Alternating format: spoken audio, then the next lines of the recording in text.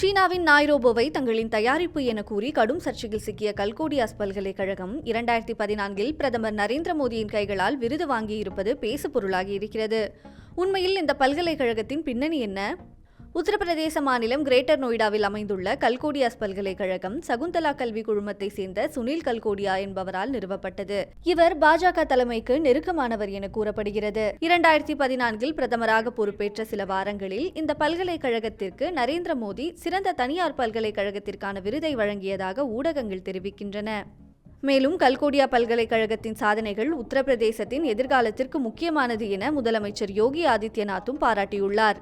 மத்திய அமைச்சர் நிதின் கட்கரிக்கு கௌரவ டாக்டர் பட்டம் வழங்கி இந்த பல்கலைக்கழகம் சிறப்பித்திருந்தது. இதேபோல 2024இல் காங்கிரஸ் தேர்தல் அறிக்கையை கண்டித்து இந்த பல்கலைக்கழகத்தை சேர்ந்த மாணவர்கள் போராட்டம் நடத்திய போது பத்திரிகையாளரின் அடிப்படை கேள்விக்கு கூட பதிலளிக்க முடியாமல் திணறியது சமூக வலைதளத்தில் பேசுபொருளானது. 2020இல் தட்டு மற்றும் மணி சத்தத்தால் கொரோனா வைரஸை அழிக்க முடியும் என கல்கோடியாஸ் பல்கலைக்கழகத்தை சேர்ந்த ஆராய்ச்சியாளர் ஒருவர் வெளியிட்ட ஆய்வு முடிவுகள் இணையத்தில் கடும் விவாதத்தை கிளப்பியது.